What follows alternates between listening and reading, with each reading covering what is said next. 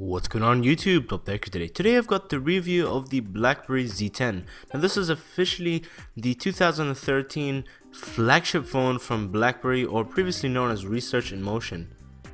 And this is really a comeback to try and get back into the market after quite a downfall in the mobile market. So BlackBerry back once again with an all new device dubbed or named the Z10. The LTE capable phone is only available in a few countries at the moment, namely Canada and a few countries in the Middle East such as the United Arab Emirates.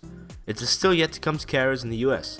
Now looking from a physical standpoint of view, the dimensions have 130 by 65.6 by 9mm. That still brings it about 1.8mm thicker than, for example, the iPhone 5.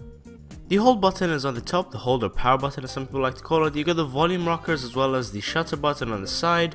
You've got the 3.5mm audio jack on the the top, and of course the microphone. Now the BlackBerry Z10 has a full plastic body, with exception obviously to the front, which is glass, which means that you can actually remove the battery, unlike other smartphones such as the iPhone 5 where you're really stuck without being able to remove the battery. You also got a micro SIM card inside, and you also have the ability to expand the memory up to 64GB. The BlackBerry Z10 is running BlackBerry's latest operating system, known as Blackberry 10. Now this was probably the first time that BlackBerry has made a significant change in their operating system, and I have to say it's quite a nice experience. Multitasking is especially probably one of the best multitasking in the market. You have really simple access to a lot of the apps once you put them to the side, and really just by swiping up, because obviously there is no home button in the BlackBerry Z10, it means that you'll be able to multitask easily. Now for some people they like having less physical buttons, but personally I think it's quite a nice idea that they're getting rid of a lot of these physical buttons, and I think it's quite a new experience. BBM has also been, BlackBerry Messenger has also been redesigned to really give a more visual overview of organizing your chats, groups and other contacts.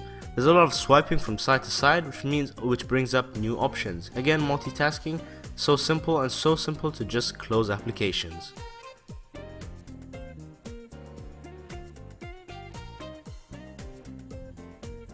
A new feature which probably was seen slightly in a more basic form in previous versions of BlackBerry OS 7, something called BlackBerry Hub, and it essentially puts all your applications, notifications, everything in one file. The camera interface is very simple to use, and really you have the most basic of options, using either a front-facing camera, rear-facing camera, video camera, or camera.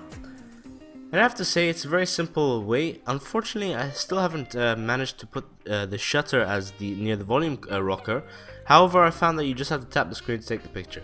Now with flash you've got some very unnatural pictures, and in fact most of the pictures I took, I found that they're quite unnatural and very saturated, if you like, in quality. The video camera, which is actually 1080p video recording at 30 frames per second, was still really good with video stabilization. So I'm shooting now with the front-facing camera of the BlackBerry 10, and I have to say it's quite it's quite a pixelated video quality in comparison to other smartphones on the market, such as the iPhone 5 or the Nexus 4. So that's probably something just to think about. However, obviously when you're using Skype on the go, for example, or other video calling applications, it probably works in your favor. Whereas of course the front-facing cameras seem to have a much significant less quality in comparison to other phones, as well as just in the video camera. I also found that in comparison to the iPhone 5, I would have to wait quite a bit until the next picture could be taken. Now putting alongside the Galaxy Nexus as well as the iPhone 5, it sort of fits in the middle between sizes. Now right here I've got them standing side by side. The Galaxy Nexus is actually slightly slanted, but it does fit slightly larger than the BlackBerry Z10. In terms of boot time, I didn't want to wait the whole minute, because the BlackBerry Z10 actually took about 1 minute and 10 seconds to fully boot up from no power, which is quite a long time.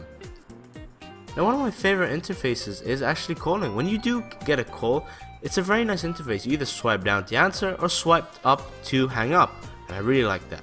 Now typing is probably one of the best experiences on smartphones at the moment. I find that in the iPhone I had to get used to the typing interface, and it took me quite a while to get used to. With the BlackBerry Z10, you still got that BlackBerry physical seam even on the touchscreen.